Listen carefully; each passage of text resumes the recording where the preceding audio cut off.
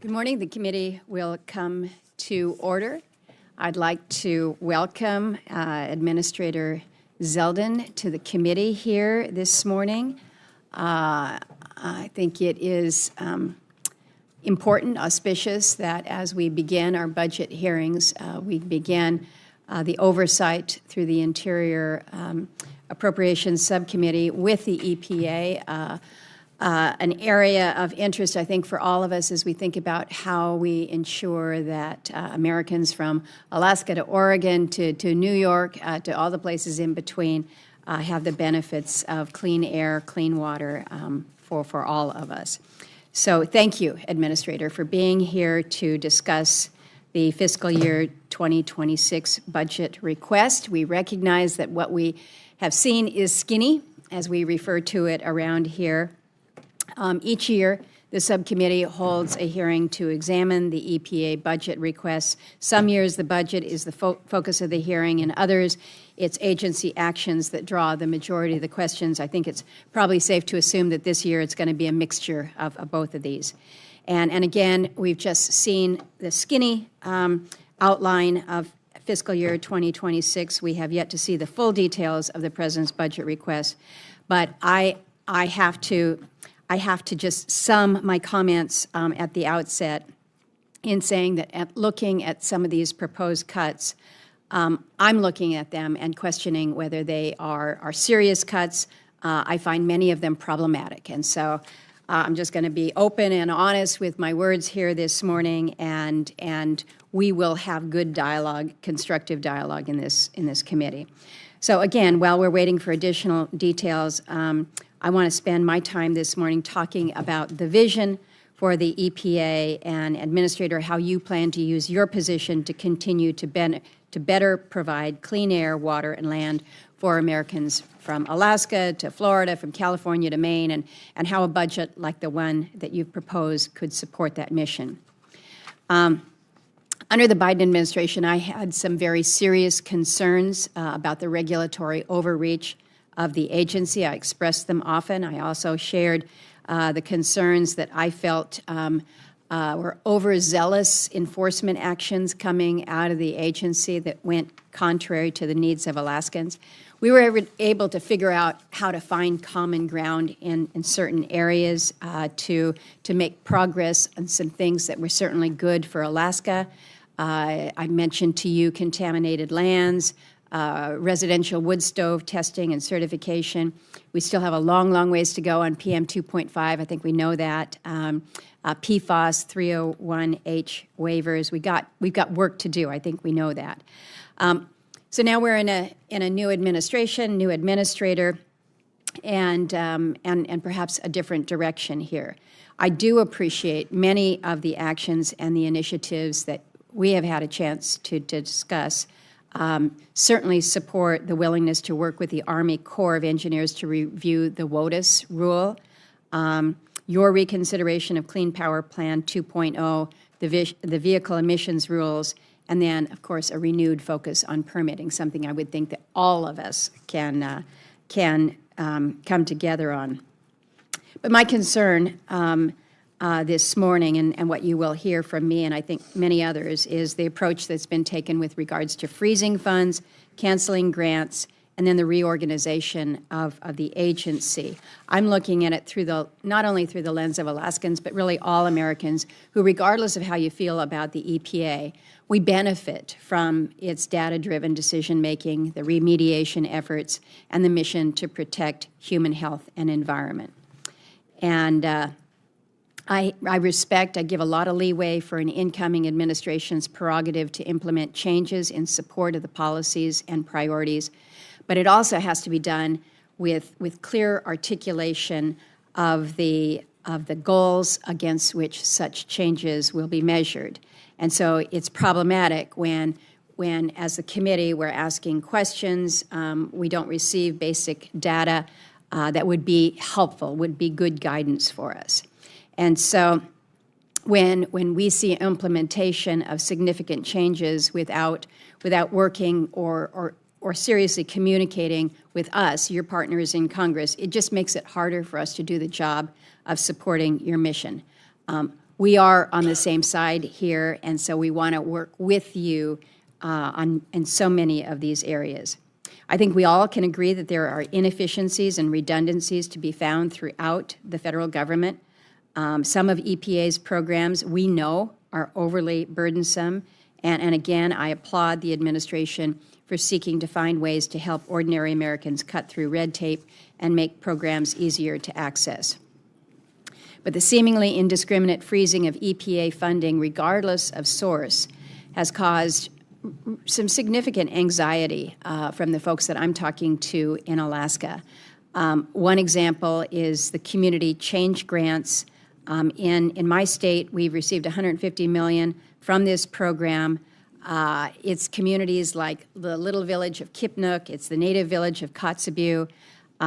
Took a lot of work to get to the place where they were able to secure the funding, and they've had their grants canceled by the agency without any explanation. And so this is where some of the anxiety comes, is just not knowing why. And it's not just in Alaska. I think members on both sides of the dais can and probably will talk about the benefits of the grants to their states and their communities. You've also proposed massive reorganizations of EPA to include the elimination of the Office of Atmospheric Programs and the Office of Research and Development. Now, it is true that agencies funded by our bill will have the flexibility to reprogram and reorganize, and we provide that flexibility because we know, we get it, there can be urgent and exigent circumstances that warrant such actions. However, agencies must comply with the requirements and provide the committees with the requisite information, whether it's budgetary and staffing implications, but also the rationale for the actions to include why these actions are so urgent. And so far, EPA has not adhered to our reprogramming guidelines and has been largely unresponsive to the questions. So I would certainly expect timely and transparent responses and information. I would expect EPA to abide by the parameters that are outlined in our reprogramming guidelines. And I think as a former member of Congress, you get it. You've been on the frustration end of things as well. So again, ways that we can be working together. Now, turning our attention to the FY26 budget proposal, in Alaska, we've seen on the ground examples of really good things being done with some of the programs that your budget has substantially reduced or proposed to eliminate. Example, the proposed reduction of the state revolving fund, reducing it from $2.8 billion down to $305 million. This is an 88% reduction. This was one of the ones when I mentioned unserious proposal. This is the one that I'm looking at because it clearly is one of the most essential programs that the agency administers. And you mentioned as part of your justification for cutting this program that the account has been heavily earmarked. And this is true. The 66 members of the Senate, including 17 Republicans, making it our most bipartisan account, who requested congressionally directed spending for the SRF accounts, did so in connection with the states to ensure the funding was going to critical clean water and drinking water projects. Now, I would also note that in FY25, Congress voted for, and the President signed into law, a full-year CR that keeps the SRF fully funded rather than reducing it by the amount of the CDSs. So I'm going to close my comments here with I don't know if it's a note of sympathy or just it's an acknowledgement, because I get it. You are, I think, 106 days since you were confirmed and sworn in as EPA administrator. And for an agency as key and as vital as yours, that's really a short time to get everything up and running, from enacting the administration's priorities to establishing a clear working relationship with us here in Congress. We know that you're still getting your team in place because we're trying to move them through our process here, and it is slow, and you need those folks. You need the members of your team. So I'm giving you the benefit of the doubt here. There's plenty of time for us to figure out what's working, what's not, establish open lines of communication between our teams that will mutually benefit your mission and all those that we work for. So I'm eager to start on that. I thank you for your testimony today, your willingness to answer our questions, and just the opportunity to be working with you. And with that, I turn to Ranking Member Merkley for his comments. Thank you very much, Chair Murkowski, and congratulations on being chair again. You were chair from 2015 through 2020, so you're well seasoned in that world. And one of the things I really appreciate about the Appropriations Committee and this subcommittee in particular is the bipartisan collaboration. 11 of our 12 appropriation bills went out with massive bipartisan support, most of them unanimously, including the Interior Bill over several years, and we look forward to hoping to replicate that again. I just want to see the work that we do in this committee get taken up on the Senate floor, be worked with the House, and have that whole bipartisan spirit result in a bill that lands in the Oval Office. Administrator Zeldin, welcome. This is the ordinary business of Congress that we conduct every year, but this year is not ordinary. Article 1 of the U.S. Constitution gives the power of the purse to Congress. And under the U.S. Constitution, the President and executive branch leaders like yourself are required to carry out those spending laws, even if you disagree with them. As former Appropriations Chair Robert Byrd said, the legislative control of the purse is the central pillar upon which the constitutional temple of checks and balances and separation of powers rests, and if that pillar is shaken, the temple will fall. It is central to the liberty, the fundamental liberty of the American people. But this administration, the Trump administration, is striving to topple that central pillar of liberty by seizing the power of the purse. President Trump and OMB Director Russell Vought are pursuing a deliberate strategy of impoundments in which they ignore appropriation laws passed by Congress, laws not just passed by Congress, but signed by presidents, and withhold funding intended for specific agencies and programs. The EPA, the organization that you lead, is one of those agencies. It's not the first time that a president has tried to impound funds for the EPA. President Nixon strived to do that in 1973. The Supreme Court ruled that the executive branch could not steal Congress's constitutional power of the purse. In other words, the executive branch must implement the laws passed, signed into law, as they are written. That decision was reaffirmed 2 decades later in 1998 when the Supreme Court ruled that Congress could not give the constitutional power of the purse, could not delegate it to the executive branch through a line-item veto.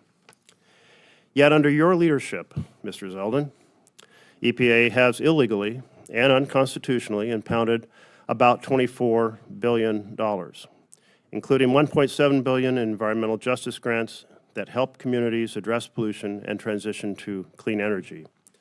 Historically, we know that low-income communities and communities of color have suffered the most from pollution.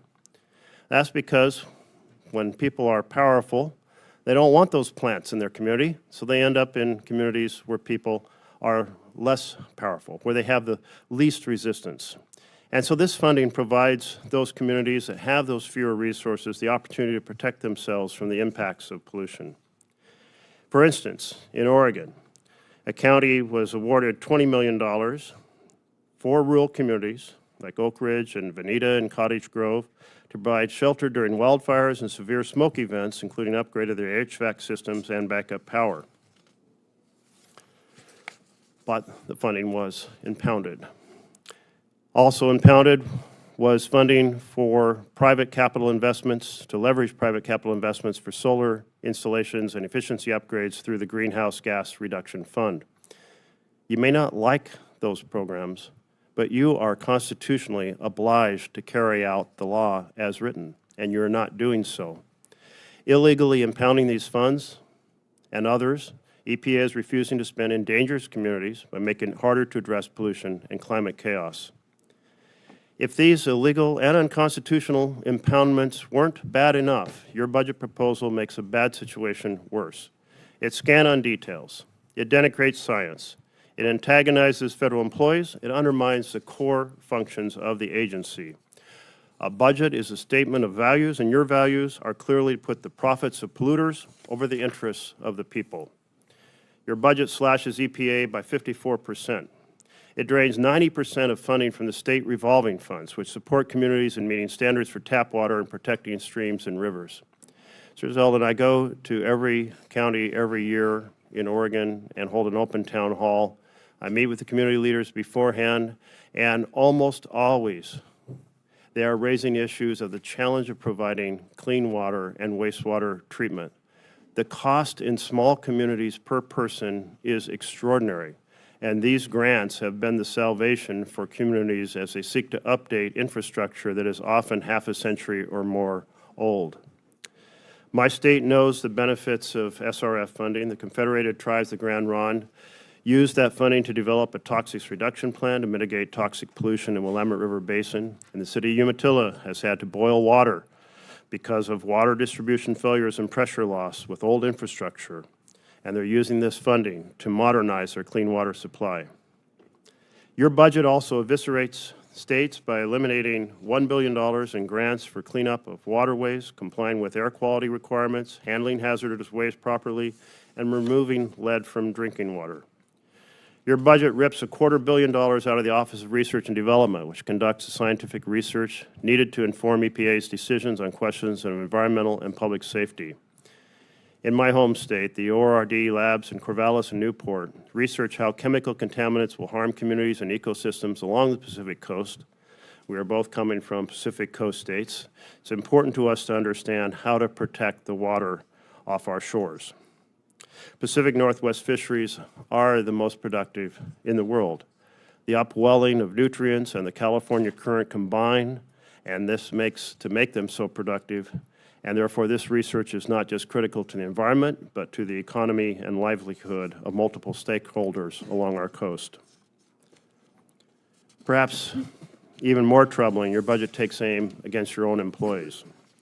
The so-called Department of Government Efficiency, or DOGE, has already taken a wrecking ball to EPA's professional staff. EPA is firing and pushing out by threat thousands of staff, including scientists and technical specialists whose institutional knowledge is irreplaceable, and new staff with nothing but stellar performance reviews. Without adequate staffing, environmental regulations cannot be enforced. Perhaps that is your goal. Without adequate staffing, dangerous pollutants will not be identified. Perhaps that is your objective. Without adequate staffing, Superfund sites will continue to leak toxic chemicals. Perhaps that is your desire. All of this is happening while EPA carries out a parade of reckless policy actions, tearing down bedrock environmental laws, even allowing industry to simply send one email to get waivers from pollution controls that threaten our health and the environment we live in. We need an EPA that upholds the law and upholds the Constitution, is properly funded, is strongly staffed, is empowered to address urgent environmental challenges of our time. I hope to hear today that you're changing course from your reckless and dangerous pursuit in your opening months. The American people expect and deserve nothing less. Thank you, Senator Merkley. At this time, we will turn to the Administrator. It's good to have you before the committee, your first such engagement, so welcome. I think you will find that this Appropriations Subcommittee is very active, very engaged, with great inquiring minds. So welcome, Mr. Administrator. Thank you, Chair Murkowski, Ranking Member Merkley, and members of the subcommittee. I appreciate the opportunity to appear before you today to discuss the President's fiscal year 2026 budget request for the U.S. Environmental Protection Agency. EPA has wasted no time advancing President Trump's directive to help deliver clean air, land, and water for all Americans while restoring common sense, accountability, and cooperative federalism to environmental policy. We are fulfilling our core mission of protecting human health and the environment while powering the great American comeback and removing unnecessary barriers that have burdened American families and businesses for far too long. We hit the ground running immediately upon President Trump's inauguration, completing the largest wildfire cleanup in agency history in less than 30 days after the catastrophic Los Angeles wildfires. We are taking bold steps to combat PFAS contamination and have advanced redevelopment at 21 Superfund sites across 13 states, delisting all or parts of 4 sites from the national priorities list. We've also completed 25 state implementation plans, 16 of which were backlogged from the prior administration. With this renewed focus and commitment, the EPA is proudly working for the American people. We are revising the definition of waters of the United States to align with the Supreme Court decision in Sackett, and have issued immediate actions for Mexico to permanently and urgently end the Tijuana River sewage crisis that has plagued Southern California for decades. Following my trip to St. Louis, we cut nearly 2 years from the cleanup timeline at the Westlake Superfund site, which has been contaminated by nuclear waste from the Manhattan Project. In fact, to mark the 100th day of the Trump presidency, the EPA released a list of 100 environmental actions we took during those first 100 days, a pace that motivates us to keep up each and every day. Together, these actions reflect the administration's commitment to environmental stewardship, cooperative federalism, and delivering results that make a real difference in people's lives. In lockstep with the president's agenda, EPA is also helping to unleash American energy, pursue permitting reform, make America the AI capital of the world, and bring back American auto jobs. We've eliminated waste and abuse in areas like the Greenhouse Gas Reduction Fund, reversed unlawful overreach like the so-called Good Neighbor Rule, and begun reconsidering many overreaching rules, including the power plant and EV-related regulation that threatens grid reliability, energy affordability, and consumer choice. These historic actions will reduce regulatory costs, which act as invisible taxes on Americans, making it more affordable now to own a home, heat homes, operate a business, and bring manufacturing back to local communities. By reducing the EPA's budget by billions of dollars, the President's FY 2026 budget demands maximum efficiency from the EPA while we continue to fulfill all of our statutory obligations. Also included in the President's proposal is an additional $9 million above FY 2025 enacted levels to equip EPA with funds to respond to drinking water disasters. There's also a $27 million increase in funding for tribes to address drinking water and wastewater infrastructure on their lands. As I've stated in the past, at the Trump EPA, we will not view the status quo as a sacred cow that is untouchable. We will not consider the Biden-era regulations we inherited to be etched in stone, and we absolutely refuse to waste even a penny of tax dollars. Under the President's leadership and with the support of Congress, we will continue to deliver real results with greater accountability and a stronger environmental return on investment per dollar spent. I look forward to answering your questions. Thank you. Thank you, Mr. Administrator. We will have 5-minute rounds in order of arrival, and I will begin with my first 5 minutes, and again, appreciate the opportunity that you and I have had to discuss some of the particular issues. I'd like to ensure that we continue that very direct engagement, not only between us, but also with our staffs. We've had a conversation about transparency, partnership, and responsiveness, and again, I think you come to this position really from a good place because you've sat in our seats here, so to speak, when you've asked questions of an agency and you get frustrated because you're not able to get what you're seeking. So there is a lot going on within the agency, as you have outlined, and as both the ranking member and I have outlined. But we need to be more informed rather than getting updates by way of tweets or stories from the media. The agency has issued reorganization notifications, but we're not getting the full picture or the answers to some of the questions that we have asked. So my direct question to you this morning is just a renewed commitment that the promise of transparency, partnership, and responsiveness is there, that we're going to be able to have meetings between your senior teams and our folks on the appropriation side, so that we can help you, let me help you type of an approach. And that's what I'm seeking from you this morning, Mr. Administrator.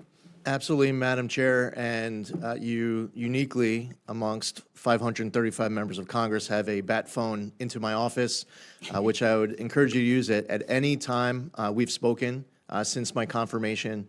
And when we meet, you often have a very long list of priorities for Alaska that you're fighting for, that you're passionate about. And to make sure that we're working through that list at every opportunity is something that will be a priority for our team as long as I am here as administrator. And I would encourage you to reach out whenever you would like. And I'd be available to work through whatever's at the top of your list that day. Very good, very good. Let me ask about the Clean Water State Revolving Fund and the Drinking Water State Revolving Fund I mentioned in my opening. These are probably the areas where, on this committee, we have more bipartisan support for a program. And we're looking at a budget that effectively eliminates the one thing that we're all in agreement on. So I'd ask you to share with me and the others on the committee why the agency would move away from such a critical on-the-ground program when we're talking about access to clean water. Madam Chair, as you pointed out in your opening remarks, and as you referenced from the skinny budget that was released that we're here to talk about today, there has been a bleeding out of funds deliberately through decisions made by Congress to earmark. I understand that when I came into this position, I inherited a lot of earmarks that many of you have fought for, and I want to be able to continue to work with each of you and your staffs. In some cases, we need to get the recipients to submit paperwork where they're on the receiving end of big earmarks so that we can work through this backlog as quickly as we can. It would be helpful to have a conversation about the SRF and the use of earmarks and how that has been reducing the funding through the years. As you all know, there's a difference when these skinny budgets come out, whether or not something is funded at $0 or it's funded at $1. Now, that might not seem like much to the American public in understanding how these conversations go in Congress. The SRF is not zeroed out in the skinny budget, and in fact, it has hundreds of millions of dollars there in it. So as we go forward with this process, I look forward to more conversations about the SRF, and I'm sure members of the House and the Senate will be having conversations amongst yourselves as to what you believe to be the appropriate funding level for SRF, as well as the future of the program and whether or not earmarks will continue to be used to reduce that balance. That's obviously a decision that Congress has a very important role to play.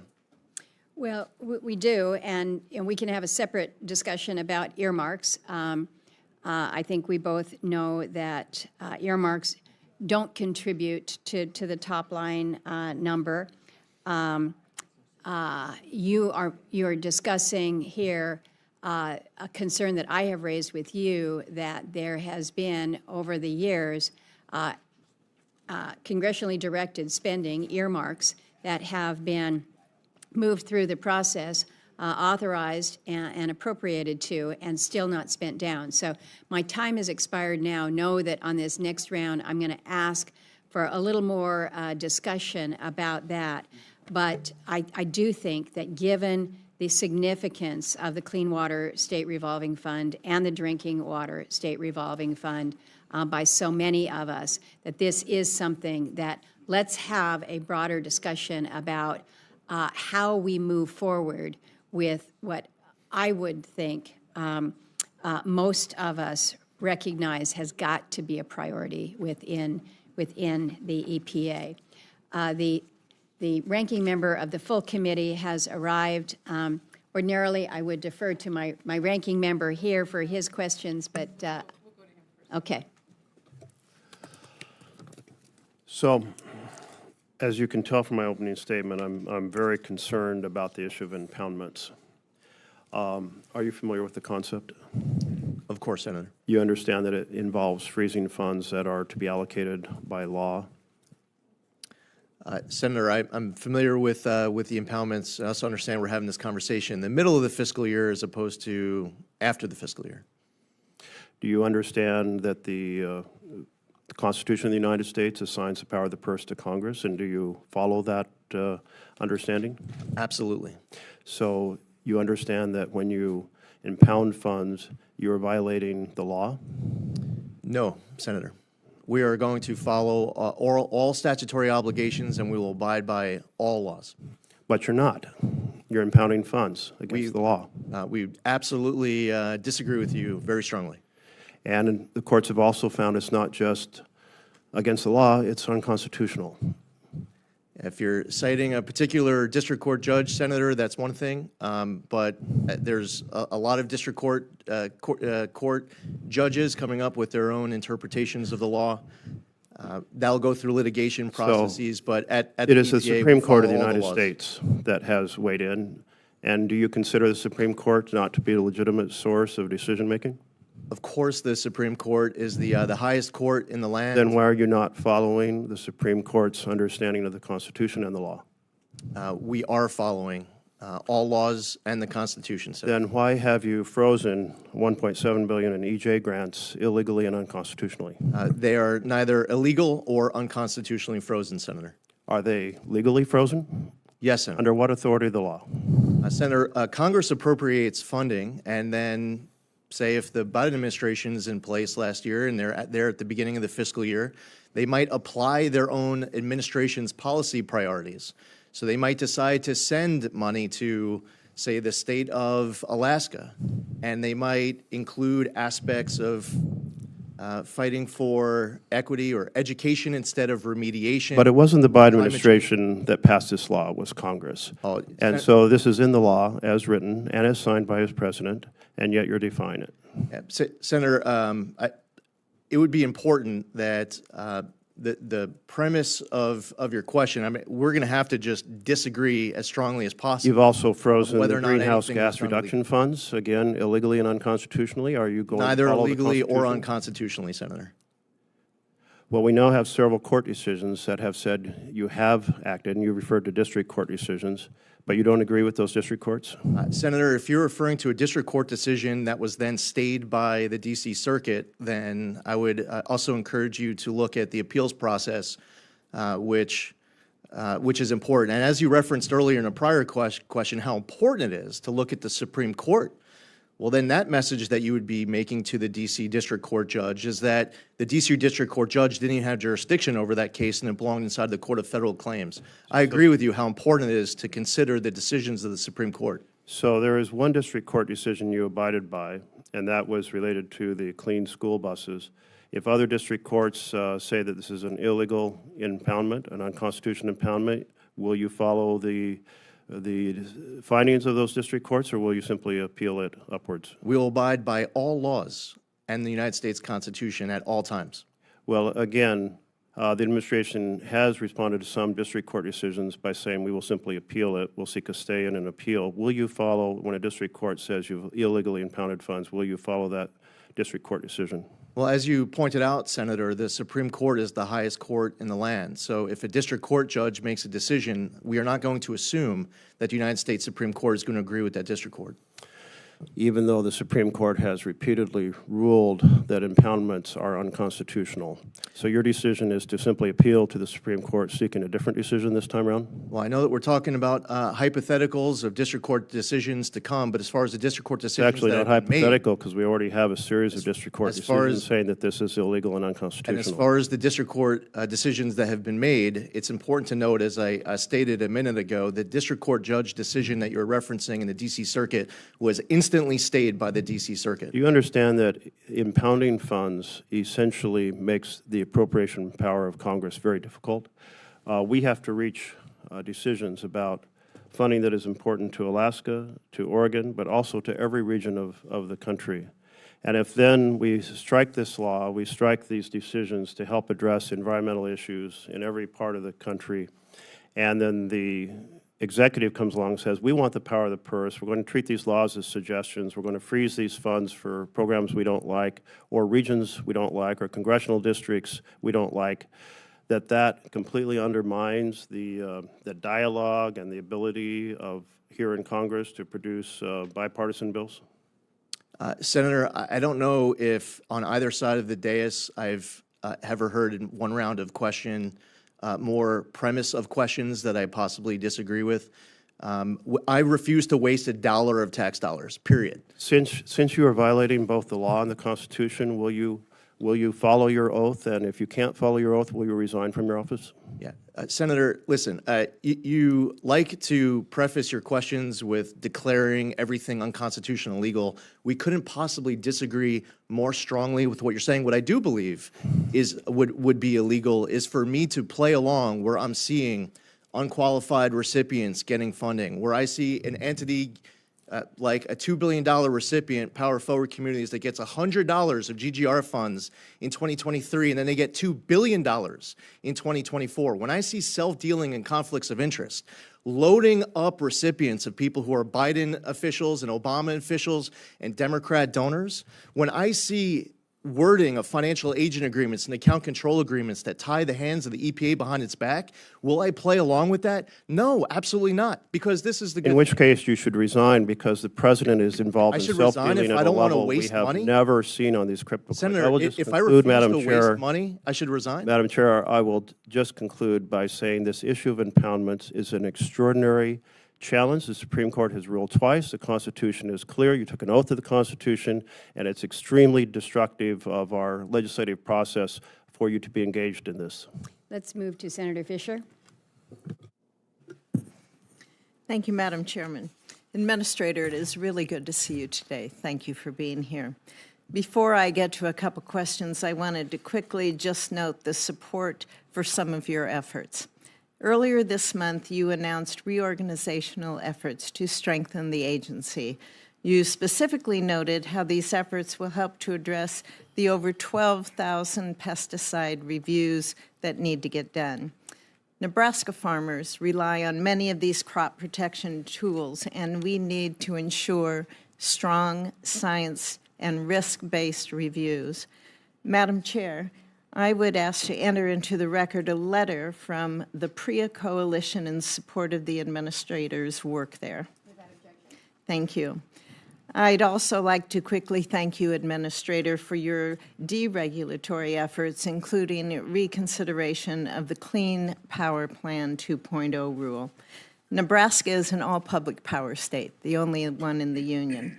And our rural electric cooperative, they have raised significant concerns about that rule. So, Madam Chair, I'd like to also enter this supportive press release from the National Rural Electric Cooperative Association into the record. Thank you. Administrator, a couple of months back, you and Secretary Rollins met with me and several of my colleagues about the importance of Congress passing a permanent nationwide solution to allow for the year-round sale of E15, and I thank you. I thank you for acting on the emergency summertime waivers to allow for the year-round sale of E15 again this year, but certainly this yearly exercise it needs to be done permanently. We need to pass a solution, a permanent solution, and not have your agency have to go through this product every single year. The President tried to get E15 done permanently through regulation back in 2019, and he has maintained strong support for it since. I want people to understand the history here, Mr. Zeldin.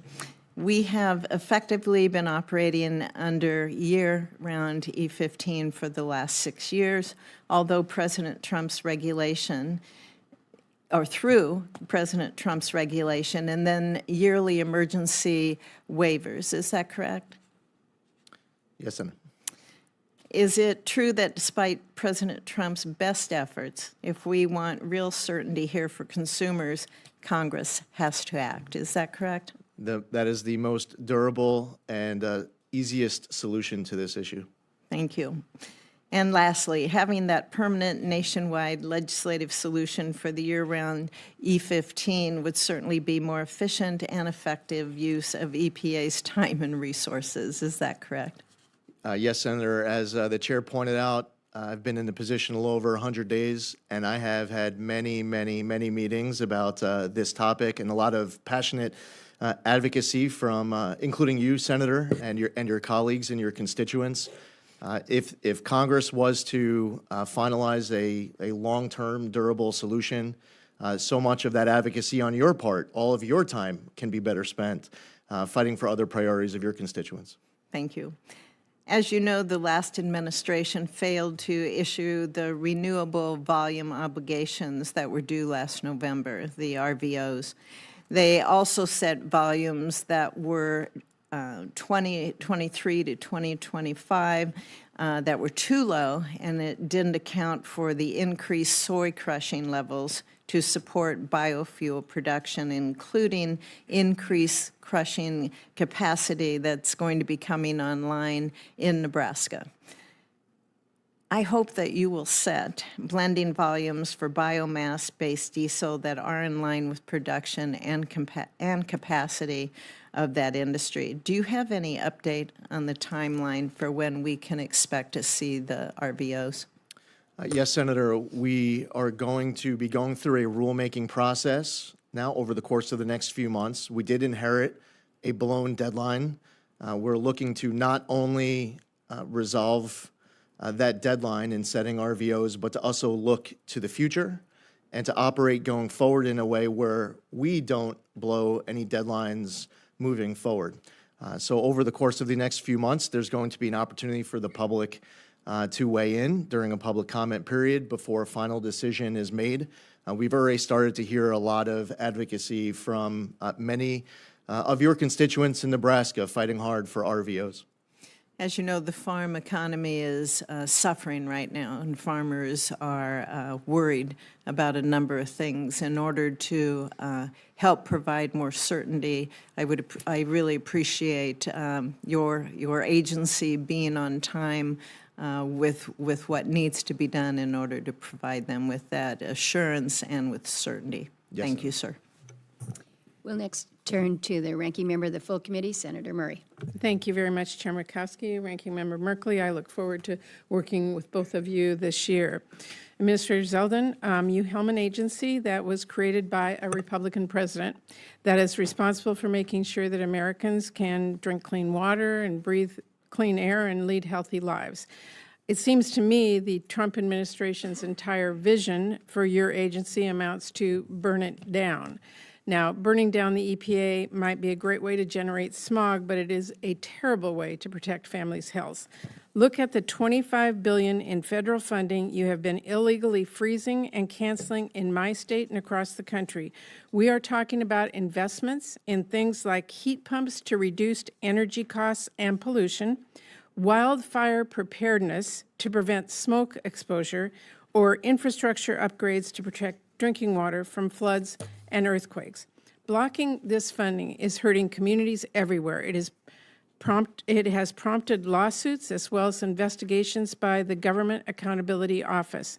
And I have to say to you, it is unacceptable to hear from GOA that your agency has not been cooperating with those requests from them.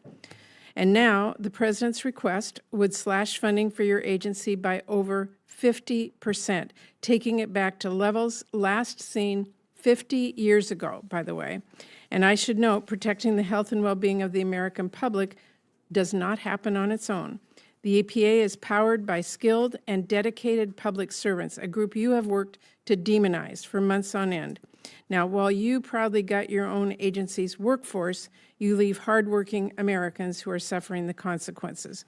Your job is to make sure kids have clean water when they turn on the tap, fresh air when they go outside.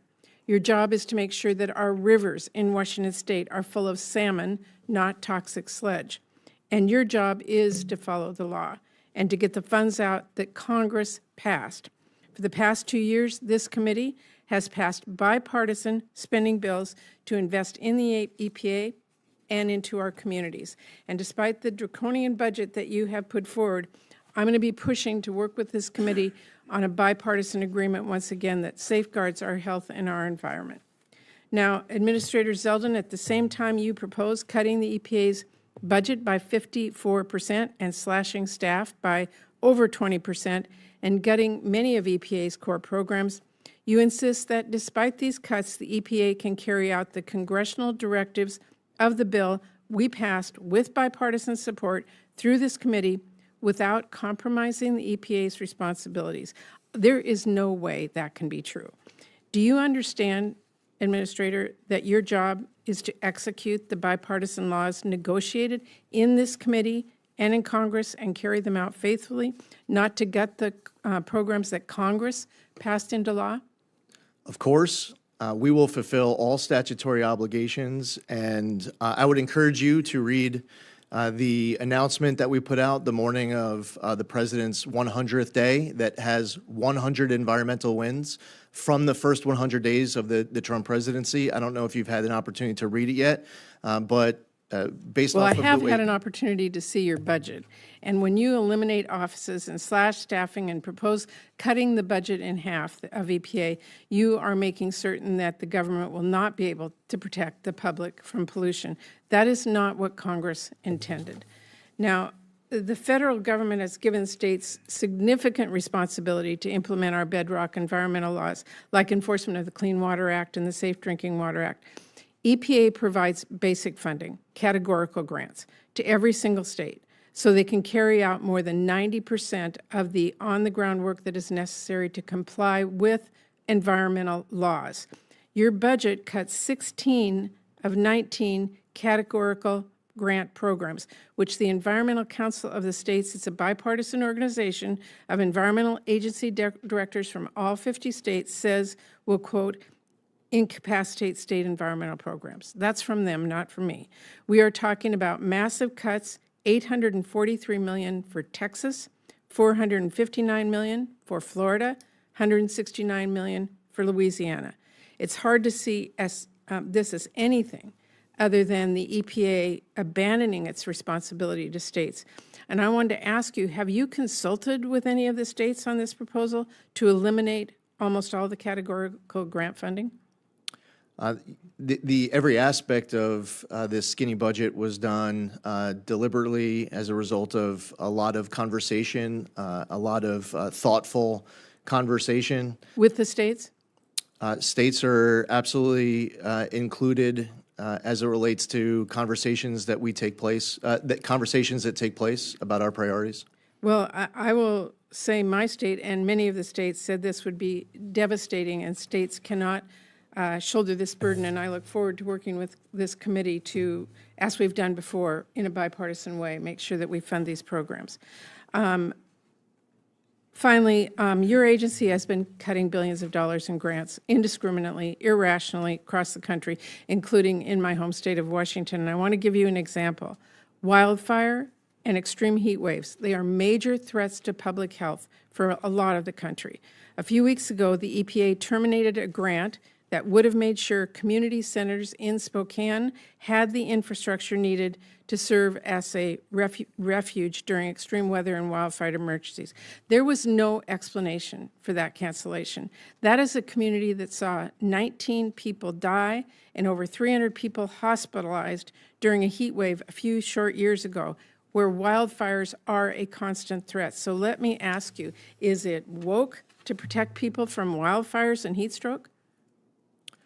I don't know if you're going to get anyone in America to answer yes to the way you put that question out there. Well, is it inefficient? Is it wasteful? Why was this grant eliminated? Well, there are hundreds of grants. I would have to have that individual grant in front of me. One of the, when Congress sets an appropriated level on a particular type of grant, we need to make sure that over the course of the fiscal year, that money is well, being apparently spent, after that we're 4 working with months, Congress. you decided that this community, Spokane, didn't need to deal with their extreme weather and wildfire emergencies. I don't know whether you won't tell me whether it's inefficient, wasteful, whatever your word is, but you need to know that you're abandoning communities in my state and across the country, and that funding was appropriated for work exactly like this. Thank you, Madam Chair. Thank you. Let's go to Senator Hoeven. Thank you, Madam Chair. And Administrator, thanks for being here today. Appreciate having you. Both NERC and FERC have expressed concerns about grid reliability for our electric grid nationwide. And the reason, as you know, is very simply because we're losing base load on the grid, and we have more and more variable sources of energy. And one of the big reasons we're losing that base load is because of the regulatory blizzard that's been put in place by the Biden administration that is forcing coal plants to close down with no benefit to the environment. We continue to move forward in our state with the latest, greatest technological innovations to address SOx, NOx, mercury, CO2, you name it, right? And yet they're still forcing these plants to close down. But it is putting the grid at risk. So talk to me about how you're going to take steps to unwind these burdensome rules like the MATS rule and like the Clean Power Plan 2.0. Senator, we believe at EPA we can choose to both protect the environment and grow the economy. It's not a binary choice where we have to pick one or the other. Over the course of the last couple years of the Biden EPA, there were a lot of regulations that came out, many of which seeking to strangulate entire industries, to put, for example, the coal sector completely out. Well, these are jobs. For many states, this is how they are powering their lives. This is an important engine of their economy. On March 12th, EPA announced many different regulatory actions, including a reconsideration of that Biden-era MATS rule, including the what's called Clean Power Plan 2.0, as you referenced, and other rules as well. Now, some people like to post some photograph, of the 60s and 70s and say that if we get rid of some regulation from 2024, this is what the water is going to look like. This is what the air is going to be like. We're talking about regulations from the last year or two. And we're going to go through a reconsideration. We're going to follow the Administrative Procedures Act. There's going to be a public comment period. And while I can't prejudge outcomes now, at the end of the process, when I'm supposed to, we'll make a decision on what the future should look like on each individual regulation center. Right. Same thing now for waters of the U.S. Talk to me about how we are going to make sure that private property rights are respected with waters of the U.S., which once again, the Trump administration had put in place a responsible rule. The Supreme Court in Sackett has very clear, simple, prescriptive language as to what should be a water of the U.S. EPA seeks to follow the Supreme Court in Sackett and to make sure that there is a simple, durable rule that can withstand the test of time, that would allow any farmer or rancher, landowner, anywhere in America or state, like Alaska and others, they will know whether or not water that is on land is a water of the U.S. or not. And what's very important to point out is that just because a water might not be a water of the U.S. as it relates to Sackett, that doesn't mean that a state loses the ability to have oversight over that waterway. And that's a big misunderstanding as to what we're talking about here. So we are doing a rulemaking to reconsider the definition of waters of the U.S. to get the definition for EPA in line with the Sackett decision of the United States Supreme Court. We do not want any of your landowners to have to go pay an attorney or a consultant to tell them whether or not a water on their property is a water of the U.S. I want every one of your ranchers and landowners to know whether or not there's a water of the U.S. on their property. We owe it to them. And we should look at a map of the United States that has one definition that is being followed in all 50 states. We shouldn't have different definitions depending on what state we are in. And no matter what happens in presidential elections of the future, if we do this right and we come up with a simple definition that follows the Supreme Court decision in Sackett, the definition that we come up with now should be one that withstands the test of time. Thank you. And I also appreciate you referencing respect for states' rights. Respect for private property rights and respect for states' rights are constitutionally protected. And it's vitally important that the EPA and other federal agencies don't overstep those constitutional rights. Agreed, Senator. Thank you. Don't forget permafrost. Senator Baldwin. Thank you, Madam Chair. Mr. Zeldin, Wisconsin's coastal communities and tribal nations depend on the Great Lakes Restoration Initiative to protect water quality of both Lake Superior and Lake Michigan. The initiative has been essential for cleaning up pollution, managing invasive species, and safeguarding access to clean water for over 40 million people. For every dollar spent on the Great Lakes Restoration Initiative, nearly $4 in additional economic activity is produced. These outcomes have only been possible because of strong collaboration between EPA and its regional partners. So your fiscal year 2026 skinny budget makes no mention of the Great Lakes Restoration Initiative or the staffing necessary to carry it out. So I'd like you to tell us today what the administration's budget will include for the Great Lakes Restoration Initiative. Senator, while we're here and we're only able to speak about the skinny budget because the full budget has not been released, because you're asking about the Great Lakes Restoration Program, and I've heard from the Vice President who has fought for this program as well, a former senator from Ohio. This is something that is that there is great pride inside of the agency for the Great Lakes Restoration Program. There's a lot of support inside of the administration to make sure that this is that this program is funded and it continues very strong. Okay, so it will continue and it will be fully funded. It will in the budget. It will absolutely. That'll be the budget It will report. absolutely continue. And while I can't speak to a full budget that hasn't been released yet, I'm confident that you'll have a smile on your face as it relates to the Great Lakes Restoration Program when you see it. Wisconsin communities also face several challenges that make it more difficult to meet the demand and the expectation of access to clean drinking water. And we have increasing threats from PFAS contamination, an overabundance of lead service lines still, and inadequate and aging wastewater infrastructure. Our public water systems have relied on the EPA's state revolving funds to upgrade their water systems, to fix things that are broken so that they can protect families and workers. This budget decimates the state revolving funds and our nation's primary federal program for funding water infrastructure projects. So how do you justify this funding cut, this decimation to a family in Milwaukee seeking to protect their children from lead in their drinking water due to lead service lines, or a farmer relying on a rural public water system that hopes to provide PFAS-free water to their workers and their livestock? As I mentioned, Senator, to Chairwoman Murkowski's question on this topic earlier, this is a good time for a conversation as it relates to the bleeding out of funding for SRF. Congress chooses. We're having this conversation right now, and Right. you're hearing, I hope, strongly from this committee that we are committed to restoration of those funds because they serve such a vital function in our communities. I wanted to add a couple of words to Senator Fisher's question about biofuels. I just want you to know that the biofuels industry is incredibly important in Wisconsin.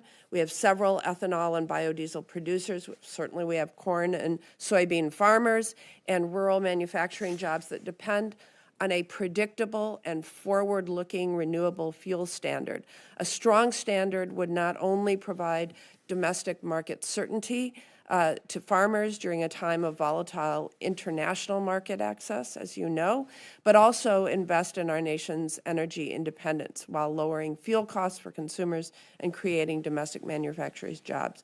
So I urge you to release a proposed renewable volume obligation rulemaking soon, and hope that the proposal will reflect market growth and demand in this sector. I agree. All right. Lastly, Wisconsin is home to an array of diverse landscapes. from the coasts of the Mississippi River and the Great Lakes to the wetlands and grasslands across the driftless area of our state, to the Chequamegon Nicolet National Forest. Many of our state's most effective environmental conservation and restoration projects across these regions promote biodiversity to protect their ecosystems. Can you confirm for me right now that the Trump administration's executive order to ban diversity, equity, and inclusion at the federal level has not led to projects being deprioritized, delayed, or defunded by EPA if they mention such terms as biodiversity? I offhand, I can't think of a particular example. I would have to go back and talk to the team to see if there's Can anything. you assure me that the executive order on diversity, equity, and inclusion has not led to random word searches for words like diversity that lead to cutoffs in funding? Can you guarantee me that that has not happened at the EPA? I wouldn't guarantee that. I would imagine that if when we received an executive order as it relates to diversity, equity, and inclusion, that the Does team that was include probably searching. biodiversity in your opinion? What I'm saying is I would have to, as it relates to that term, biodiversity, I would have to check with the team. I'm not aware of that, but I would have to ask. Do you think supporting and promoting biodiversity somehow violates the president's executive order relating to bans on diversity, equity, and inclusion funding? I would have to see examples of how that term was applied to a particular program or grant in order to be able to answer that. Thank you, Senator Baldwin. And on behalf of the chairman, I think she went to vote. Now that we're actually trying to get our 15-minute votes in again, I think we're all trying to honor that. Okay. Administrator Zeldin, first of all, welcome. I'm new to this subcommittee as well, and I look forward to having the opportunity to work with you. I want to thank you, first of all, for your willingness to revise the Waters of the United States, or WOTUS, rulemaking. As you know, the last several decades, wetlands that were drained to become cropland prior to 1985 have remained exempt from regulation under the Clean Water Act. The first Trump administration clarified the rules governing prior converted cropland, or PCC, protecting affected land from clean water regulation as long as it was used for agricultural purposes at least once every 5 years. You're going to hear a lot about these ag issues as you come into this position. The most recent WOTUS rule under the Biden administration ended the prior converted cropland exemption immediately upon a change in use. This departs significantly from the flexibility provided by President Trump's 2020 WOTUS rule. I recently introduced the Farmers' Freedom Act to codify President Trump's earlier definition of prior converted cropland. My question today for you, Administrator Zeldin, as you work to develop an updated WOTUS framework, will you consider revisiting the definition of prior converted cropland? Senator, I'd be happy to follow up with you on that to make sure that we're heeding your calls and considering the merits of your point. Thank you. And look, I really appreciate your comments on WOTUS and where it's going, and the concern to have some clear definitions laid out that everybody can understand from administration to administration. The ongoing uncertainty surrounding WOTUS regulations has been a major challenge for American farmers, and I've appreciated your commitment to working closely with the ag producers as you undertake this rulemaking process, and I appreciate that. You're going to find there's a lot of folks that want to work with you on that particular issue. My next question, and I want to just go back to something just to provide you an opportunity. There's a lot of us here that really do think that there's an importance to the clean and drinking water state revolving loan funds, and there's a $2.46 billion decrease in the skinny budget proposal that's been laid out. So let me just ask this question on it. Congress appropriates, and we direct, we authorize, and so forth. My suspicion is that Congress will seriously consider reappropriating those funds again. Would it be fair to say, although there's been some suggestions that you're not following the law and so forth, if we appropriate it and direct that it be put back into those revolving loan funds, you'll follow the law and you'll see that it's been done? Of course, yes, Senator. Okay. So I just I appreciate that, because I think, the misunderstanding is that somehow that you're not going to follow a law on this. When Congress puts it in and we say, no, we want it back in, and it should go back out to the states, at that stage of the game, we can count on you working with us to get it done appropriately. Senator, and I appreciate you raising this point in this example. Congress appropriates funding, and then the agency distributes that funding as it's required to under the law. That doesn't mean from one administration to the next that the Trump administration is going to come in agreeing with the policy priorities of the prior administration that just left office. There might be a disagreement of opinion between administrations, and we come in towards the beginning of a fiscal year. The way that funding will go out over the course of a fiscal year might be applying the new administration's priorities as the American public voted for last November. Right, and based upon where there is broad latitude provided to the executive branch in the expenditure of those authorities, but where the Congress is more specific in their appropriations, it makes it cleaner and more directed in terms of your ability to decide up front whether it is truly the will of Congress to do it in one particular program, such as these revolving loan funds. Senator, I love your question, and this applies to so much, from appropriation to policy. If Congress wants an agency to take a specific action, Congress can give an obligation to an agency. I'm here as I was during my confirmation process, and I will continue to come before Congress committing to fulfill all statutory obligations. And if there's some new statutory obligation that's created because of some law that's passed, say, a month from now, our agency will fulfill those statutory obligations. It's a really important point. Thank you, Senator. Thank you. Thank you. And at this time, on behalf of the chairman, I would recognize Senator Van Hollen. Thank you, Senator, and welcome, Administrator Zeldin. I noticed that as a member of Congress during the first Trump administration, you opposed their recommended cuts to EPA's Long Island Sound program. Similarly, during the first Trump administration, those of us who represent Chesapeake Bay states successfully opposed on a bipartisan basis their proposed cuts to the Chesapeake Bay program. I'm glad to see that the spend plan that was submitted by EPA for fiscal year 25 shows that you plan to continue to invest in the Chesapeake Bay cleanup program at the appropriated and authorized levels of $92 million. I just want to confirm with you today, yes or no, that's right, isn't it?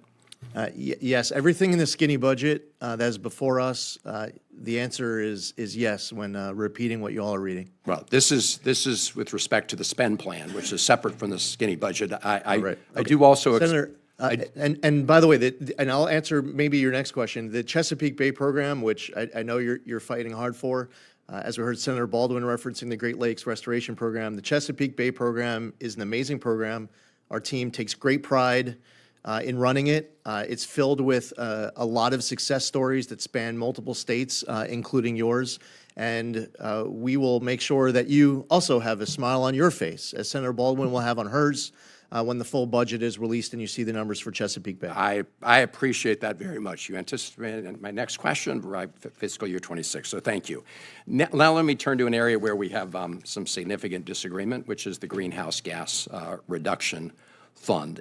In just the last few days, an independent analysis of the benefits of that fund was conducted by the University of New Hampshire. It was released. Simple question, have you had a chance to read it? Is that the one that was written by a former Biden administration official? I do not believe so, but we can check. I think so. Here's my question. Have you read it, was my question. If we're, Senator, if you're referring to the... This is on May 12th. Yeah, if that's the one that I'm thinking of, because I was presented a document, it might have been that which you're looking at. I understand it was referred to as independent. Right. Okay. But my understanding from the person who gave it to me that it was written by a former Well, we'll Biden take a official. look at it, but I hopefully just being a member of an administration doesn't disqualify somebody from a fair analysis. Let me move on, because this analysis shows significant benefits from the deployment of the greenhouse gas reduction fund, including 41,000 new jobs each year compared to current policy, over $20 billion in additional wages by the year 2031, and very importantly, a whopping savings of $52 billion over the next 20 years for consumers. And I hope you will read it and give it a fair look, because you have made some wild, untrue, and reckless statements to justify your illegal freezing of these funds. And, Mr. Administrator, I can say that with confidence because the veracity of your statements has been scrutinized by the federal courts, right? That is where, unlike on media outlets, you actually have to present evidence under penalty of perjury, you and your lawyers on your behalf. So let's look at what Federal District Court Judge Chutkan has said after weighing the evidence and claims that you have made. During a hearing in early April, the judge pressed the lawyers for any evidence to back up your claims of waste, fraud, and abuse, and found that EPA, and I quote, never proffered this adequate evidence, unquote. The judge wrote that the EPA, and I'm quoting, has failed to provide a single piece of evidence to support your claims. She went on to find that EPA acted, quote, arbitrarily and capriciously, unquote. And she goes on to make a number of other factual findings in that case. I'm well aware of the fact that you've appealed her decision, but these are factual findings based on the lack of evidence for the claims that you have made. Let me ask you this. You've received 5 letters, some as early as February 24th, from committees of Congress on this question of the Greenhouse Gas Reduction Fund. We checked this morning, based on what we know, you've not replied to a single one. So my final question here, what's that? I don't believe that that's accurate. Okay, well, we double check. We'll, if we're wrong, we'll correct the record. But there are 5 of them. And my question here to you today is twofold. One, will you commit to responding to those letters from members of Congress? And number 2, will you meet with me to discuss the Greenhouse Gas Reduction Fund, its status, and its future? Senator, we had, as you know, an opportunity to talk about the Greenhouse Gas Reduction Fund a couple weeks ago when we saw each other. I'm happy to have a follow-up meeting to discuss it further. I have personally read every single letter that every member of Congress has sent me, whether you're on Senate Approps, you're on Senate EPW, or you're not, and that the same thing applies to the House side. I've read every letter. I believe every single member of this committee who sent me a letter has received a response up to this particular point. You reference, Judge, the D.C. District Court judge's decision. It's important to note that that decision was stayed by a circuit court. I would further point out, because, and I don't know, Senator, if you've actually read the judge's 31-page opinion. Actually, I have. Mr. Okay, so I've got it right here. Great. If you wouldn't mind, Senator, if you can look. Can I just finish the point real quick? Of course. Then okay. If you can, if you wouldn't mind checking out the footnote on page 29. Yeah. It says that that we have not provided any evidence of reduced oversight after the November election, but we provided the judge the January 13th amended account control agreement that does exactly that. Now, it's a decision that the judge makes to make believe that that document, that wasn't provided to the judge. Now, here's the other thing. Mr. Administrator, no, I'm going to reclaim my time. Now I'm going to intervene because we are in the middle of 2 votes. We still have 3 more members that need to ask their questions, so. I appreciate that. I just want, therefore, Mr. Administrator, I look forward to meeting with you to discuss these things. As you know, in court, that is where people have to testify under penalty of perjury. I don't mean you, your lawyers on your behalf. And these are the findings I read from the judge. Thank you, Madam Chair. I look forward to continuing the conversation and getting responses to those letters. I wasn't citing them from this committee members. There are 5 other members on other committees, including EPW, who at least have told us they haven't gotten responses. So we'll follow up on that. And we will have an opportunity Thank for you. second round. Okay. Senator Capito. Oh, thank you, Madam Chair, and I'm going to just make a statement, then I have to go back because I have an EPW hearing, and you're coming in front of our committee, I believe, next week. First of all, I'm really pleased that EPA officials are in Charleston, West Virginia. The past EPA wouldn't come to Charleston, West Virginia, unless we kind of pressured them under duress to talk about the new WOTUS rule. So I'm pleased that you all are listening to our farmers, our landowners, our local officials are being heard. So I appreciate the quick and outward listening sessions that you're doing to a very overreaching and impactful rule. On your reorganization, and we can dig into this more next week, I'm very pleased that you've put more emphasis on the Office of Chemical Safety and Pollution Prevention. As you know, our chemical office over the last 4 years has been extremely sluggish, if non-existent, in terms of licensing new chemicals, which are cleaner, greener, and safer. And for the life of me, could not figure out why they were stuck. We have a small refinery in West Virginia that's had 3 court cases that have judged in on their behalf for the small refinery exemption. I know I've brought that up to you before, so hopefully you're still looking into that. And the last thing I would say is the Clean Power Plan 2.0. Luckily, it's getting frittered away because of the impacts it would have on jobs in my state and also on the ability for all of our states to provide the energy that we need and that we know that we're going to want here in the future. So thank you very much. You don't need to respond. I just wanted to say welcome, see you next week, and appreciate it. Thank you, Madam Chair. Thank you, Senator Capito. We're all running this morning, so don't take any offense that we're like jack in the boxes here. Let's go to Senator Ossoff. Thank you, Madam Chair, and thank you for convening the hearing. Administrator, good to see you and welcome. Thank you. Administrator, are you familiar with Thomasville, Georgia? I don't know. I've been in a lot of parts of Georgia. I was just in Georgia about a week and a half ago. Thomasville's in southwest Georgia. It is a great town known for Southern hospitality, great people, Mayor Mobley, Pastor Rich. There's a lot of agricultural activity around there. There's also a history, a legacy of heavy industry that has led to significant air pollution. And there remain significant concerns about air pollution, specifically particulate matter 2.5, and reported high levels of leukemia and pneumonia in and around Thomasville. And as you know, oftentimes these rural communities don't get the love and attention of the federal government. They can be forgotten. In Georgia, big cities tend to get a lot of the federal support.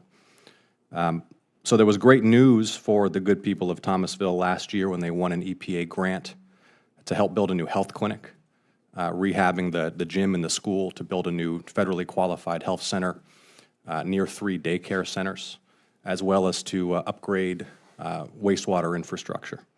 Earl Williams, who leads the Thomasville Community Development Corporation, called the grant a game changer. Mayor Mobley said the award represented a, quote, transformative opportunity to make vital health and safety improvements.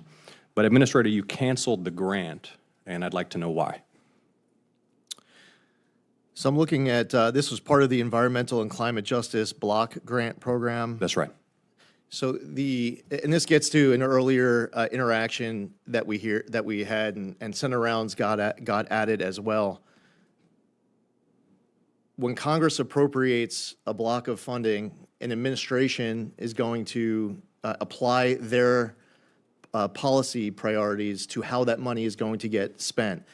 A new administration comes in, we still have to spend the appropriated funding unless something changes with Administrator, Congress. with respect, I understand the appropriations process. My question is why you canceled this grant. What is it about building a new health clinic and upgrading wastewater infrastructure for my constituents in Thomasville, Georgia, that's inconsistent with administration policy? So I don't have the full grant in front of me. I only have a top line, which program it came out of. So when a new administration comes in and they apply their policy priorities, President You're Trump repeating came in. yourself. My question is why you canceled this grant. So when a new administration comes in this case, President Trump put out executive orders as it relates to environmental justice, with regards to DEI. I would imagine that if we What does looked this at have more to do details, with, Is a new health clinic for Thomasville, Georgia woke? As I imagine, as we look through the details of the particular program, there must be some aspects of this applying the last administration's priorities on environmental justice. Here's a DEI. community that suffered from air pollution, has a high disease burden as a result. Finally, the federal government comes. They're going to help build a health clinic and upgrade some infrastructure. You canceled the grant. Devastating for the community. Here's what the head of the Community Development Corporation said about your decision to cancel this grant, denying my constituents a new health clinic and new wastewater infrastructure, a decision you made that hurts my constituents in Thomasville. Here's what he said, quote, "We all worked so hard for this, and we won. And then all of a sudden, one day, it's gone. And it was just a great sense of disappointment. It was almost like I lost a good friend." He sent me another letter, said, quote, "Our community is devastated. You hurt my constituents, and I don't need a civics lesson on the appropriations process or a broad critique of this program. I want to know why you canceled this grant." Senator, when you go back to them and ask, well, did you find out why the grant got canceled? Well, do you know why? I'm asking you. I'm asking you canceled the grant. I don't need to ask them why the grant got canceled because it was your decision. So tell me why you canceled the grant. You could say I asked the question and then decided to spend the entire 5 minutes cutting him off 8 times in the middle of his first answer, so I was unable to get a full response. Why don't you answer the question specifically and directly? Why did you cancel this grant? Why are you denying my constituents a new health clinic and new wastewater infrastructure? Do you want me to repeat anything that I said in the I want you past? to actually answer the question with specificity and not give a broad critique of this overall program or a lesson on how the appropriations If you were listening to process anything works. that I said, Senator, Okay, I'd you don't have already an answered answer. Say whatever you want, Senator. Thank you, Madam Chair.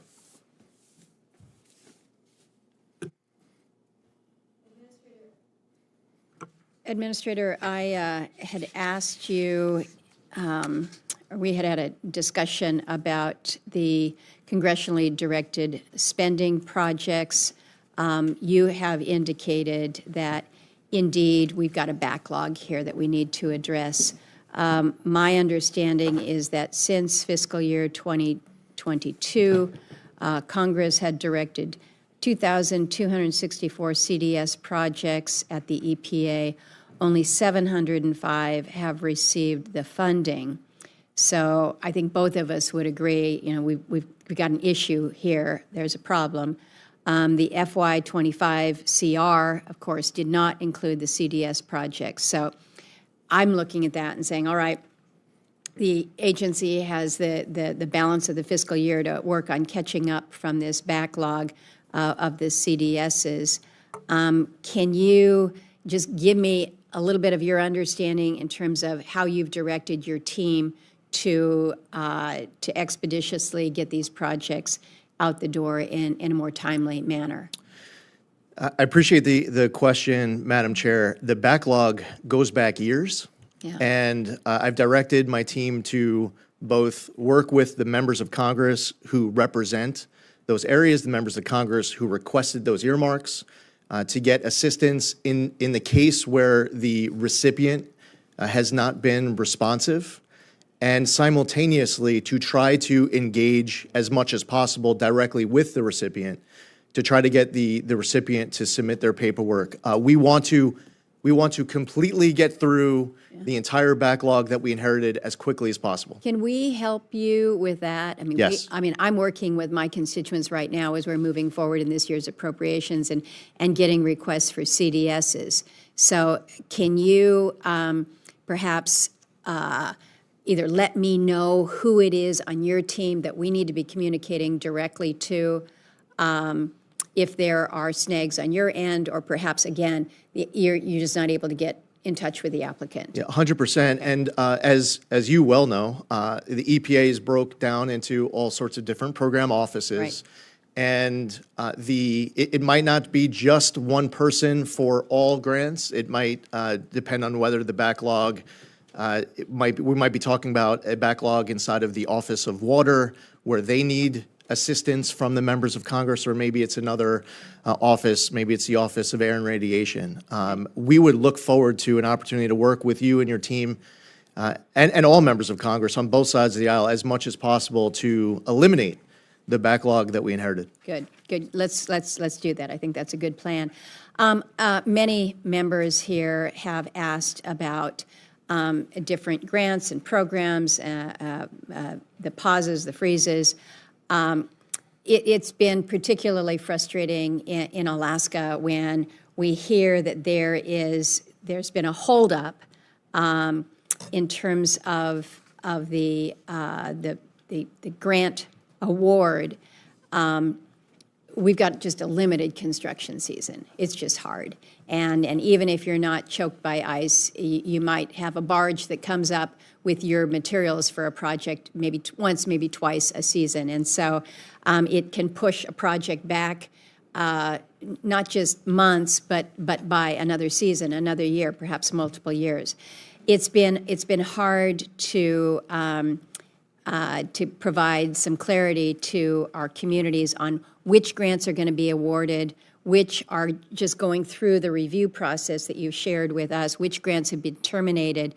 So I'd ask if your folks could provide a list of what's actually been paused for review versus what has been terminated. I think we've heard, for instance, on the EJ grants, that one has been perhaps more clear, but there are a lot in between, and I think it would help our communities if there was more certainty as to what has actually been terminated versus what is still in the pipeline for review. So I'd ask for your help on that.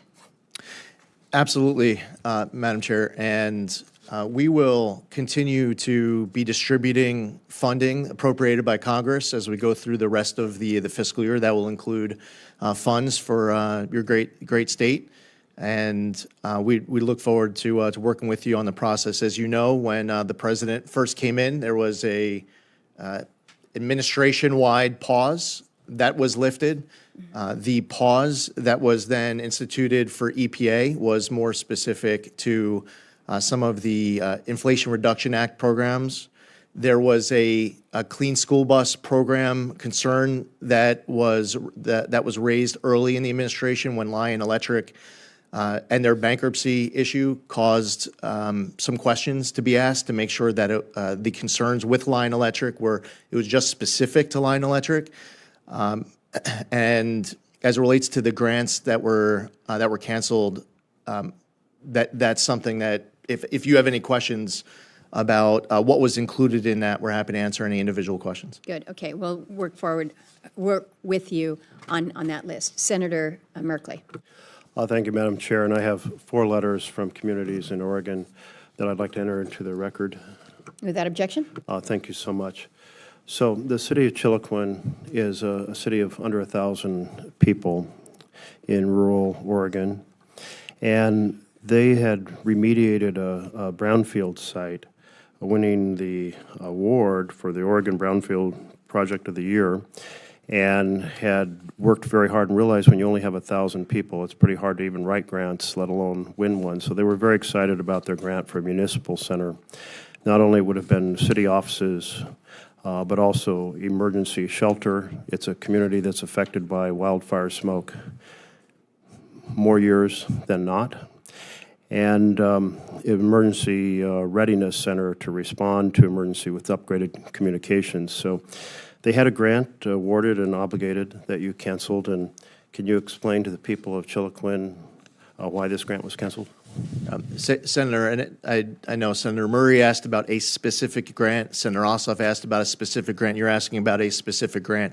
I don't have all of the details on every single grant in front of me. However, I would have no hesitation whatsoever to be able to have a follow-up conversation to the extent you're interested, that Senator Murray's interested, that Senator Ossoff is interested, to go through all of those individual details. And it's possible that the issue that might be present on a particular request is something that can get fixed, that can get addressed as it relates to difference of administrative policy priorities from one administration to the next. I went through a bunch of different Alaska grants before we were here today, and I found that there were different, the grants might have an aspect that isn't consistent with this administration's policy priorities, but other aspects of it were. So we can work through that. So this is the grant that was both awarded and obligated. How does a community proceed to plan, because they're contracting for design, they're contracting for construction, the grant's already been awarded, you unawarded it.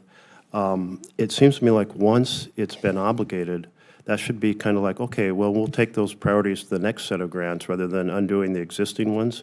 So I think that's particularly upsetting to the rhythm of how communities can proceed with confidence if a grant that's already been awarded and obligated can be snatched back. Yeah, Senator, I would encourage, and I'm going to be, in front of House Appropriations tomorrow, and next week Senate EPW, which you serve on, and House ENC Subcommittee. And for my message would be for all of your colleagues that if anybody wants to ask about a specific grant, I would encourage them to reach out to us right now, as opposed to waiting until we're here for a Q&A and I'm getting asked about a very specific grant, as opposed to your office contacting us and say, hey, by the way, when we're at the hearing, I would like to ask you all sorts of very detailed questions about this one specific grant, if you wouldn't mind bringing it. Because then in that case, Senator, I'd be standing here ready to answer 1,000 questions about every individual grant. Well, there was a kind of a procedural question embedded in that, which is if a grant has been already obligated, and so here the community has contracted for design, perhaps for construction, isn't it kind of deeply inappropriate to then undo that at that point? Senator, if it's not consistent with administration priorities, depending on how the program was appropriated by Congress, and depending on what the details are of that individual grant, that grant can be subject to cancellation. Okay. I will follow up with a question on specifically why these grants were funded or unfunded. The second one is from a plan for a community health project to increase tree planting in a heat kind of dome section of a very poor part of Gresham, Oregon, and air conditioning and space to address respiratory illness. Does the community, does the philosophy, when you say it's inconsistent with the philosophy of the government, is the incoming government against addressing air conditioning to address heat emergencies or spaces to address respiratory illness during smoke emergencies? You're asking about a specific grant. I would need the details of that particular grant to be able to answer. Actually, I was asking about whether the philosophy is that the philosophy of the incoming administration that you're against. You may have undid this for who knows what reason, but are you opposed to tree planting and spaces to address respiratory emergencies? Tree planting is fantastic. We would encourage more of it, Senator. Well, you look at these individual grants, which I'm sure there's so many of them. I know that they were done by kind of a huge swath of cancellation. But if you look at them and go, well, there's nothing about this that we oppose. We like to have community health centers built. Is there a possibility you'll restore those grants? Senator, over the course of the rest of the fiscal year, it is our intent to continue to be spending money that was appropriated by Congress to fulfill our obligations and to follow the law. And it very well will end up including grants that were canceled. The way that the grant may be finalized under new terms might not include whatever the particular aspect was that led to its cancellation the first time, but I'm sure that there's going to be many examples of grants that will end up going back out the door, like just not without that issue. Yes, possibly you may be restoring grants, if I just summarize what you just said. Yes. Yes. Yes. The third one is a community health center in the town of the Grand Ronde, and have a place to coordinate national response to natural disasters. I know you're not going to give a response to this specifically, but in philosophy, it's not that the administration is against community health centers. I remember during the first Trump term, that was something that there was an increase of funding to community health centers. That was a subject of legislation, I remember, because I was in the House at the time. And the fourth one is an early learning center, and the administration is not against early learning center in philosophy. I have not heard of any administration or any member of Congress or otherwise being against something like that. Well, these are important grants. I think there may be elements of each of these grants that you don't particularly like they're going to put solar panels on the roof, or the wording of the grant used the word resilience, or said we're responding to heat emergencies from climate change. I'm sure there's words you don't like, but I hope when you review these grants, and you've stated your intention to spend the money in these categories by the end of the fiscal year, which is only months away, that you'll examine these. I'll get you a list for Oregon. I think it's in these small communities, it's so hard to even write a grant. And it's such a victory when they win a grant and say, we can finally solve a major community problem. And I know I'm over my time, Madam Chair, but I will close just with this note, because you've responded to the question of earmarks or congressionally directed spending on the revolving water fund. So in Oregon, we call these community-initiated projects. The communities say, here is our very top need, and will you fight to get us help, because we can't afford this water treatment on the front end or wastewater in the background. And I think very similarly, I think it is in Alaska, communities say, here's our priorities. Senator Murkowski is fighting for them. I think that that's kind of the best arrangement. It sounded to me like you didn't like the idea of us fighting for the top priorities for our communities, but I think it's absolutely our responsibility. Better to have the communities say what their priority is and us fight for them in some bureaucratic decision made 3,000 miles away or further away from Alaska. Yeah, Senator, there are so many great examples of what's called congressionally directed spending, earmarks, where it's a member Community-initiated projects. Community-initiated projects. Thank you. Where a member of Congress, House, Senate is fighting for something that is filled with merit purely. It's a great project that's going to have extremely positive outcomes. There are many of those examples, and that's something that I'm not here to say, generally, encouraging or discouraging. That's a decision for Congress to make as to whether or not and how much to do it. My job is to make sure that the money gets out the door when Congress does. I don't want to use the wrong word, not congressionally directed spending. Community-initiated projects. Congressionally initiated funds. We'll make sure that the money gets out the door, Senator. The point as it relates to the description, the notes in the skinny budget as it relates to SRF is just the concern of how that pot of money has been used, how with regards to these funds. With that being said, I'm sure that there are many different examples of what was described there being good outcomes for a particular community. A very thoughtful, congressionally initiated Community-initiated project. funding. So I was used to the term earmark when I was in Congress, but we can call it something else now. The reason I don't love congressionally directed is it's not some invention of us up here that we just say, oh, it's what do we want? No, it's what have our communities identified they want. So I've been trying to get the Appropriations Committee to change its terminology to reflect what's actually happening, and I think it puts it in a strong light. So I want to just follow on Senator Merkley's comments here, because the operating plan for FY25 we've received. It's very much in line with the previous year's funding level for each line item.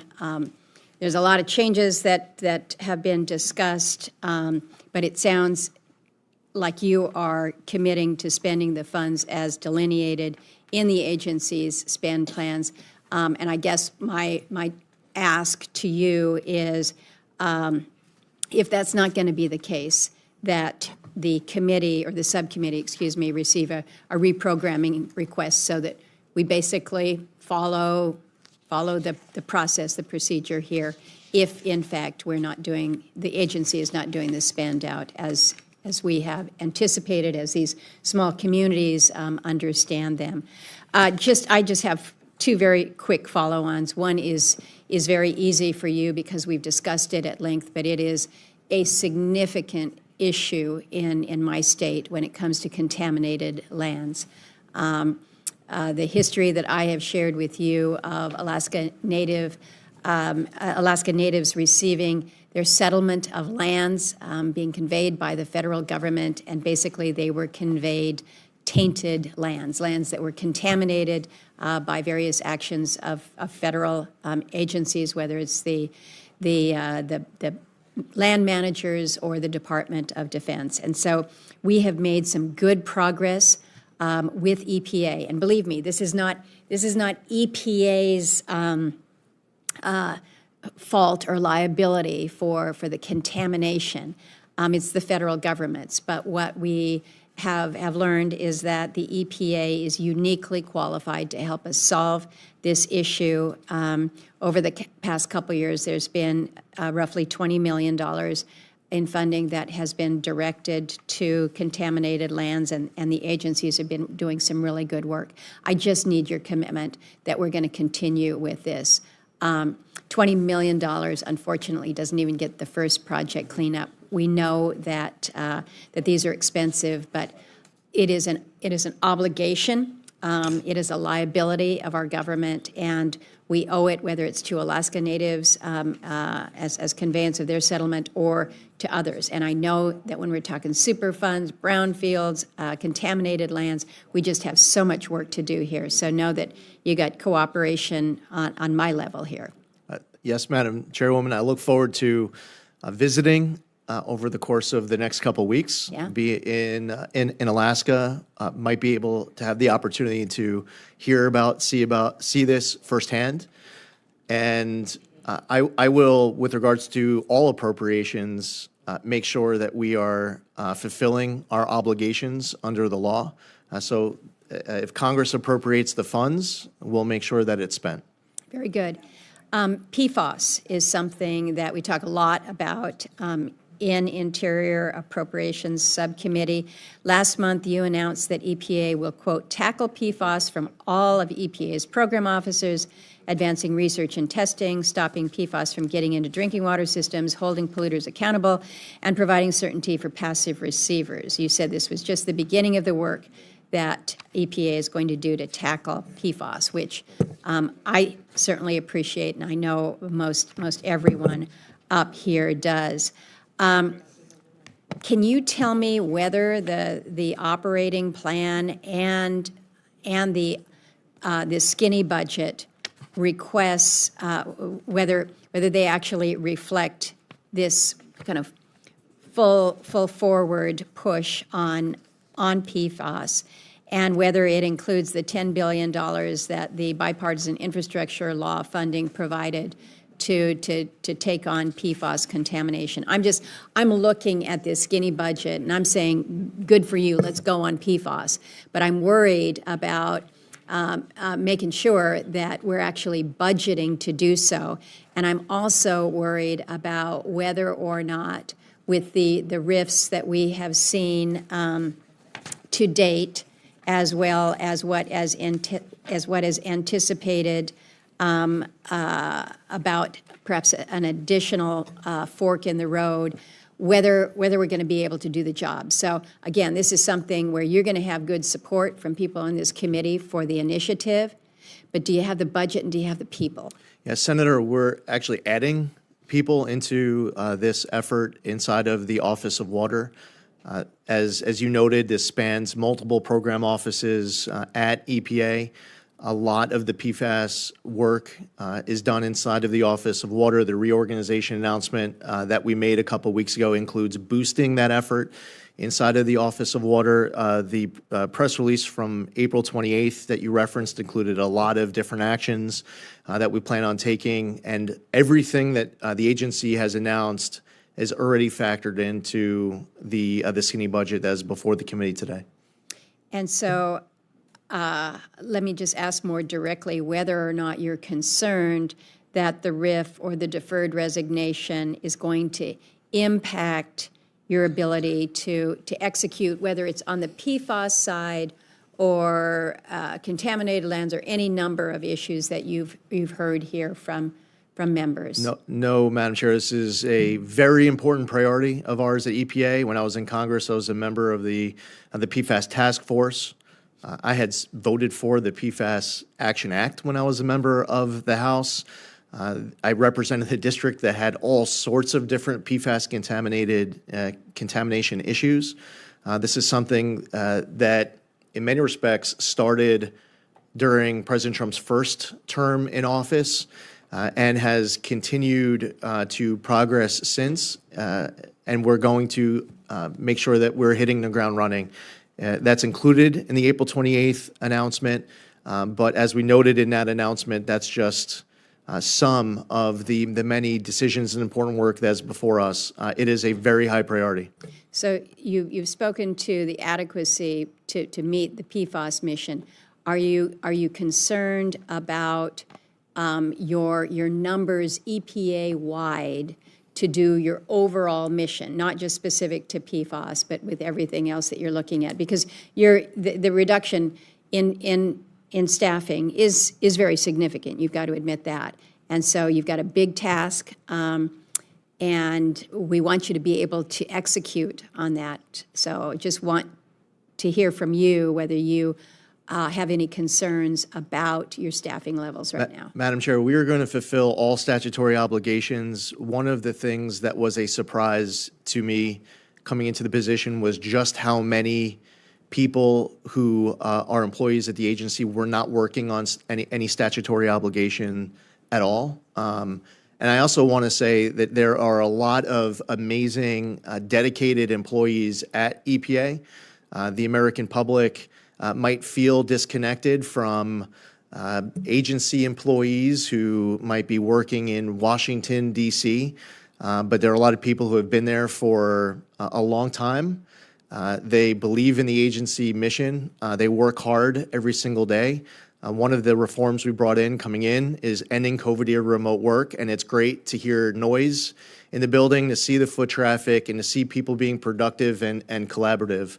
But if anyone out there was tuning in and they don't know what the agency looks like, it's filled with a lot of amazing, dedicated workers who believe in the agency's mission, and we're going to work hard to make the public proud. Well, I'm glad that you've acknowledged your workforce, because I think you do have people who are good public servants. They're proud of the work they do, and the work that they do has value, and we want to recognize that. I know our second vote is coming to the end. Senator Merkley, do you have anything quick? Just very quickly, I want to accentuate my concern, following on your concern of the employees. By the rough count we have now, we lost about 400 people, probationary staff who were fired who were within their first year, 560 in the first round of deferred resignations, 180 in the DEIA who have been RIFed. That's 1,129. Deferred resignations, second round, 1,800 have opted in, so now we're up to almost 3,000. Office of R&D rumored that we reduced to 500 positions, which would be a loss of 1,300 additional, so now we're at 4,300.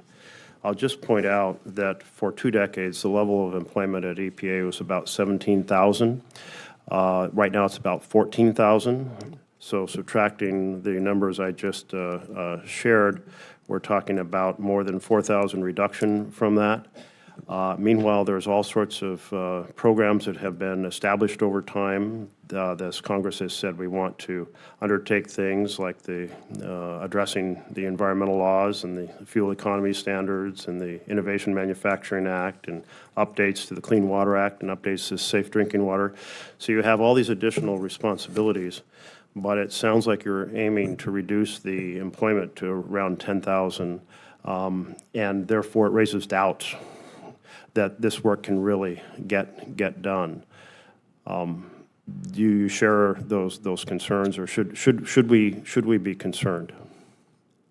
Senator, when the president's full budget comes out in the coming weeks, there will be more information as it relates to what you're raising on the number.